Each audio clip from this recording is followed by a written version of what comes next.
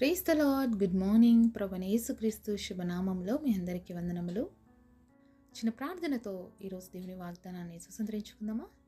పరలోకమందున మా ప్రియ ప్రభువా, నీ పరిశుద్ధమైన పాదములకు వందనములు స్తోత్రములు చెల్లిస్తూ ఉన్నాను ప్రభువా. ఉదయకాల సమయంలో మా అందరితో తండ్రి మీ వాక్యము ద్వారా మాట్లాడండి, మమ్మల్ని బలపరచండి, ధైర్యపరచండి. వినగలిగిన చెవి గ్రహించే ఆత్మ మనసునిచ్చి మా ఒక్కొక్కరిని దర్శించమని యేసు నామములో ప్రార్థిస్తున్నాము తండ్రి, ఆమేన్. ఈరోజు దేవుని వాగ్దానము 2 సమూయేలు గ్రంథము 22వ అధ్యాయము 30వ వచనం. నీ సహాయము చేత నేను సైన్యములను జయింతును. 2 Samuel chapter 22 verse 30. For by thee I have run through a troop. దేవుడిచ్చినటువంటి అద్భుతమైన వాగ్దానం మనందరి జీవితంలో నెరవేర్చబడను కాక, ఆమేన్. దేవుని యొక్క అద్భుతమైన ఈ మాట చూస్తున్నప్పుడు మన జీవితంలో ప్రతిరోజు జరిగే పోరాటాల గురించి దేవుడు మనతో మాట్లాడుతున్నాడండి. ప్రతిరోజు కూడా మనం పోరాడుతూనే ఉంటాం. తెలుసా అంటే ఎంతమందికి తెలుసు మనం ప్రతిరోజు పోరాడుతూనే ఉంటామని? మన ఆత్మీయ జీవితం అనేది చాలా కష్టతరమైనది, అలాగే ప్రతిరోజు కూడా పోరాటంతో కూడుకున్నది. ప్రతిరోజు కూడా మనం ఎలా ఉండాలంటే ఒక యుద్ధానికి వెళ్తున్న సైనికుల్లాగా రెడీగా ఉండాలన్నమాట. అప్పుడే మరి దుష్టుడైనటువంటి అపవాది వేసేటువంటి ప్రతి అగ్నిబాణాన్ని మనం తప్పించుకోగలుగుతాం. మరి ఇక్కడ మనం దేవుడి వాక్యాన్ని చూసినప్పుడు నీ సహాయము చేత నేను సైన్యములను జయింతును. ఇక్కడ మరి సైన్యం అని చెప్పట్లేదు, సైన్యములను జయిస్తాం. అంటే చాలా ఉన్నాయి మన జీవితాల్లో ప్రతిరోజు మనం ఎదిరించవలసినటువంటి సైన్యాలు. మరి వాటన్నిటిని మనం జయించాలి అంటే దేవుడి శక్తితో మాత్రమే, దేవుడి సహాయంతో మాత్రమే సాధ్యమవుతుంది తప్ప మన శక్తి సమర్థతలతో ఏది కూడా మనం జయించలేము. మొదటిగా మనందరికీ బాగా తెలుసండి, మన శరీరమే మన శత్రువు అని కదా. ప్రతిరోజు ఈ శరీరంతో మనం పోరాడాల్సి ఉంటుంది. ఎన్నో లోకాశలు, ఎన్నో లోకంలో ఉన్నటువంటి పరిస్థితులు బట్టి ప్రతిరోజు కూడా ఈ శరీరం శోధించబడుతూనే ఉంటుంది. మరి అనేకమైనటువంటి పరిస్థితులు గుండా ఈ శరీరం వెళ్తూ ఉంటుంది. మన శరీరాన్ని జయించడం అనేది మనకి చాలా కష్టమవుతుంది. అందుకంటే మన మనస్సుని మనం జయించలేకపోతాం అనమాట. కాబట్టి ప్రాకారములు జయించినను తన మనస్సును జయించలేని వాడు వ్యర్థుడు అని దేవుడు వాక్యం సెలవిస్తుంది. ఎన్ని ప్రాకారాలు జయిస్తేనే మన మనసును జయించలేకపోతే, అంటే మన మనసులో పుట్టేటువంటి ఆలోచనలు కానీ, తప్పులు కానీ, పాపాలు కానీ మనం జయించలేకపోతే మిగతా అన్ని విషయాల్లో మనం ఫెయిల్ అయినట్లే అని మనం తెలుసుకోవాలి. మానవులుగా ఇది మనకు సాధ్యమవుతుందా అండి? మన యొక్క వచ్చే తలంపుల్ని మనం జయించగలుగుతామా అంటే నిజానికి మనము జయించలేమండి. ఈరోజు దేవుని బిడ్డలుగా మాత్రమే మనం జయించడానికి శక్తిని పొందుకుంటాం.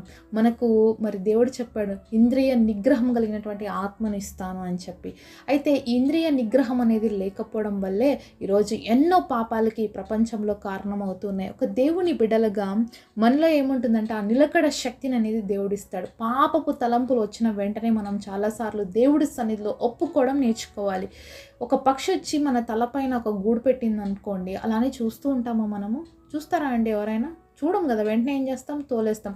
ఒకవేళ అలా తోలేకపోతే ఆ పక్షి మరి ఆ యొక్క నెస్ట్ పెట్టుకొని దాంట్లో గుడ్లు పెట్టుకొని పిల్లలు పొదిగింది అనుకోండి, పరిస్థితి ఏంటి? ఎంత బాగుంటుందా? అట్లా ఎంత అసహ్యంగా ఉంటుంది కదా.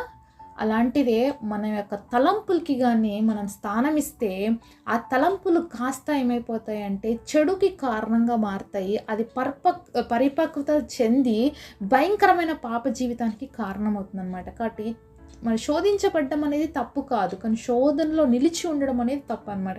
కాబట్టి ఈ పాపపు సైన్యాన్ని కానీ మనం జయించకపోతే దీంట్లో మనము ఓడిపోతాం. కాబట్టి ప్రతిరోజు మనం దేవుడి సన్నిధిలో అడగాలి, ప్రభువా ఈ పాపపు స్థితిని జయించేటువంటి శక్తిని నాకు ఇవ్వు, ఈ తలంపుల పైన నాకు జయాన్ని ఇవ్వు అని చెప్పి ఈ సైన్యాన్ని నేను ఎలా ఎదిరించాలి. ఒక తలంపు వస్తుందండి మనకి, రోజు ఒకటే వస్తుందా? ఎన్ని వస్తాయో, ఒకదానికొకటి. బయటికి మాత్రం చాలా బాగా మాట్లాడుతుంటాము ఒక వ్యక్తితో, కానీ ఇంటర్నల్గా వాళ్ళ గురించి ఎన్ని తలంచుతూ ఉంటామో, వాళ్ళ గురించి ఎంత కీడుగా ఆలోచిస్తామో, వాళ్ళ గురించి ఎంత తప్పుగా ఆలోచిస్తామో, అంతే కదా. ఒక్క స్మాల్ థాట్ వస్తే దానికి ఎంతో ప్రొలాంగ్ హిస్టరీ లాగా ఉంటుంది. ఇవన్నీ ఏంటి అంటే సాతానులు మనలో కలగజేసేటువంటి బ్యాడ్ థాట్స్ అనమాట. ఈ బ్యాడ్ థాట్స్ని మనం జయించాలి. ఈ బ్యాడ్ థాట్స్ యొక్క ఆర్మీని, సైన్యాన్ని మనం జయించాలి అంటే కేవలం దేవుని శక్తితో మాత్రమే సాధ్యమవుతుంది. దేవుడి శక్తితో మాత్రమే మనము జయించగలుగుతాం.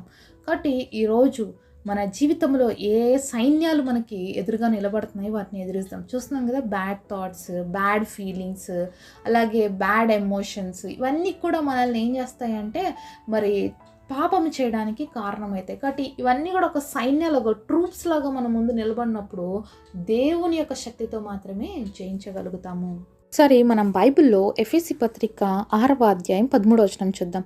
అందుచేతను మీరు ఆపద్దినమందు వారిని ఎదిరించుటకును సమస్తము నెరవేర్చిన వారే నిలబడుటకును శక్తిమంతులగునట్లు దేవుడిచ్చు సర్వాంగ కవచమును ధరించుకొనుడి. మనము ఈ స్థితి అంతటిని మన జీవితంలో జయించడానికి, అలాగే మనం శక్తివంతులుగా నిలబడడానికి దేవుడు మనకి ఏమి ఇచ్చాడంట? సర్వాంగ కవచం ఇచ్చాడంట. మనం వాటిని ఏం చేయాలంట? ధరించుకోవాలంట. మరి ఇక్కడ నుంచి 14వ వచనం నుంచి మరి 17వ వచనం వరకు చూస్తే అక్కడ అనేకమైనటువంటి దేవుడు మనకి ఇచ్చినటువంటి మరి ఆ యొక్క కవచాన్ని మనం చూస్తాం అన్నమాట. మన పాదాలకి సమాధాన సువార్త చెప్పడానికి జోడ్లనిచ్చాడు. అంతేకాకుండా విశ్వాసం అనేటువంటి డాలునిచ్చాడు. దుష్టుని ఎదిరించడానికి అగ్నిబాణం ఇచ్చాడు. రక్షణ అనేటువంటి శిరస్త్రాణాన్ని దేవుడిచ్చాడు. దేవుని వాక్యం అనేటువంటి మరి ఆత్మ ఖడ్గాన్ని ఇచ్చాడు. మరి ప్రతిరోజు వీటన్నిటిని మనము ధరించుకొని నిలబడాలన్నమాట. అప్పుడే మన ఎదురుగా వచ్చేటువంటి ఆ సైన్యాన్ని మనము ఎదిరించగలుగుతాము. దేవుని యొక్క మరి రక్షణ అనేటువంటి కవచాన్ని మనం ధరించుకొని ఆయన ఇచ్చినటువంటి మరి సర్వాంగ కవచమును మరి ధరించుకొని నిలబడినప్పుడు మరి శత్రువు వేసేటువంటి ప్రతి తంత్రంలో నుంచి, శత్రువు మన మీద పోరాడాలనుకున్నటువంటి ప్రతి పోరాటంలో కూడా మనం విజయోత్సాహంతో నిలబడగలుగుతాం. లేదు, నేను దేవుడిచ్చేవి కాదు, నా ఇష్టంగా నేను వేసుకుంటాను అంటే మనం ఎంత కవచాలు వేసుకున్నా కూడా మరణిస్తారండి. మరి మనం ఎంతోమందిని చూస్తాం బైబిల్లో. మరి గొల్యాతుని చూసినట్లయితే తనంత శరీరం అంతా కూడా కవరింగ్లోనే ఉన్నాడు, కవచాన్ని ధరించుకొని ఉన్నాడు. కానీ ఒకే ఒక్క గ్యాప్లో మరి అతనికి కవరింగ్ లేదు. దేవుడు ఆ ప్లేస్ని హిట్ చేపించాడు దావీదు ద్వారా. కాబట్టి మరి సాతాన్ కూడా మనలో ఎక్కడ గ్యాప్ ఉంది, ఇంకా ఎక్కడ మనం పాపం చేస్తున్నామో ఒక్కదాన్ని పాయింట్ పట్టుకొని వస్తాడనమాట మన దగ్గరికి. మనము ఆలోచన ద్వారా పాపం చేయకపోవచ్చు, తలంపుల ద్వారా పాపం చేయకపోవచ్చు, లేకపోతే ఇంకా వేరే వేరే వాటితో పాపం చేయట్లేదు, కానీ ఏదో ఒక లోటు, ఏదో ఒక పాపం, చిన్న చిన్న విషయాలే ఉంటాయన్నమాట. అది ఒక్కదాన్ని పట్టుకొని మన మీద యుద్ధం చేయడానికి సాతాను ఎప్పుడు సిద్ధంగా ఉంటాడు. కాబట్టి ఈ సాతానుని మనం జయించాలంటే దేవుడిచ్చినటువంటి మరి ఆ యొక్క సర్వాంగ కవచాన్ని మనము ఎల్లప్పుడూ కూడా ధరించుకొని ఉండాలి. కాబట్టి ప్రతిరోజు కూడా మనము దేవుడితో సంబంధం కలిగి ఉంటేనే ఇవన్నిటిని మనం ధరించుకొని ముందుకు సాగగలుగుతామండి. కాబట్టి మన యొక్క పాదాలకి సువార్త అనేటువంటి జోడ్లను వేసుకోవాలి. అలాగే విశ్వాసం అనే డాల్ని ఎప్పుడు కూడా మన చేతిలో కలిగి ఉండాలన్నమాట.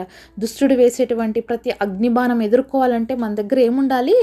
విశ్వాసం అనేటువంటి డాల్ ఉండాలి. ఈరోజు చాలామంది దీన్ని హోల్డ్ చేయటం లేదండి. చేతిలో మీరు విశ్వాసం అనే డాలు పట్టుకోనన్ని రోజులు కూడా దేవుడి కార్యాలు ఎప్పుడు చూడలేరండి. ఎందుకంటే విశ్వాసం అనే డాలు పట్టుకున్నప్పుడు సాతాన్ని ఎన్ని మరి శ్రమలు మన జీవితాల్లో తీసుకొచ్చినా, ఎన్ని అవమానాలు మన జీవితాల్లో తీసుకొచ్చినా ఆ యొక్క విశ్వాసం అనే డాల్ను మనం పట్టుకున్నప్పుడు అదే ఎదిరిస్తుంది అనమాట. అక్కడ విశ్వాసం అనేది మనలో స్థిరంగా ఉండగలిగి మనం జీవించాలి దేవుడి కోసం. అంతేకాకుండా మన చేతిలో ఎప్పుడు కూడా ఖడ్గం ఉండాలి. ఖడ్గం అంటే తెలుసు కదా, దేవుడి యొక్క వాక్యము 2 అంచెలు గల ఖడ్గం. మనము యుద్ధంలో ఉన్నాము అంటే మన చేతిలో ఏముండాలి? ఖడ్గం ఉండాలి. కాబట్టి దేవుడు వాక్యం అనేది ఎప్పుడు మనం కలిగి ఉండాలి. చేతిలోనే కాదండి, మన మనసులో కూడా దేవుడు వాక్యం మనం కలిగి ఉండాలి. ఎప్పుడు మనం విశ్వాసం స్థిరపరచబడుతుంది అంటే వినుట వలన విశ్వాసము కలుగుతుంది, క్రీస్తుని గురించిన మాటల వలనే కలుగుతుందని దేవుడు వాక్యంలో చూస్తాం. కాబట్టి ప్రతిరోజు వాక్యం చదువుతూ, ప్రతిరోజు ప్రార్థన చేస్తూ, అవసరమైనప్పుడు ఇతరులతో క్రీస్తు ప్రేమను పంచుకుంటూ మనం ఏ విధంగా ఉండాలి? విశ్వాసముతో ఉండాలి. అప్పుడు శత్రువుని మనము జయించగలుగుతాం అన్నమాట. కాబట్టి ఇవన్నీ కూడా మనము యుద్ధోపకరణంలాగా మనం ప్రతిరోజు ధరించుకున్న వాళ్ళమే. మరి యొక్క కవచాన్ని మనము ధరించుకున్న వారుగా ఉన్నట్లయితే మరి శత్రువు ఎన్ని సైన్య సమూహాలు మన మీద తీసుకొచ్చినా వాటన్నిటిపైన కూడా విజయం వస్తుంది. మరి శరీరము, అలాగే మన యొక్క ఈ లోకము, తర్వాత సాతాను, ఇవన్నీ కూడా మన మీద ఎప్పుడు పోరాటం చేస్తుంటాయి. అయితే దేవుడిచ్చిన సర్వాంగ కవచాన్ని మనం ధరించుకుంటే దేవుడి యొక్క సహాయము చేతనే ఈ యొక్క సైన్యాలన్నింటినీ కూడా జయించి నిత్య రాజ్యానికి మనం వారసులు అవుతాం. అట్టి కృప దేవుడు మనందరికీ దయచేయునుగాక. పరిశుద్ధులైన మా తండ్రి, మీరు మాతో మాట్లాడిన ప్రతి మాట కొరకు ప్రభువా నీకు వందనాలు చెల్లిస్తున్నాం తండ్రి. ఈరోజు అనేకమైన సైన్య సమూహాలు మాకు ఎదురుగా నిలిచినప్పుడు దేవా నీవిచ్చిన సర్వాంగ కవచం ధరించుకొని వీటన్నిటిని ఎదిరించి జయ జీవితంతో నిత్యరాజ్యానికి వారసులు అవ్వటానికి మా ఒక్కొక్కరికి కృపనిచ్చి ఈ గొప్ప వాగ్దానం అందరి పట్ల నెరవేర్చమని యేసు నామములో ప్రార్థిస్తున్నాము తండ్రి. ఆమేన్.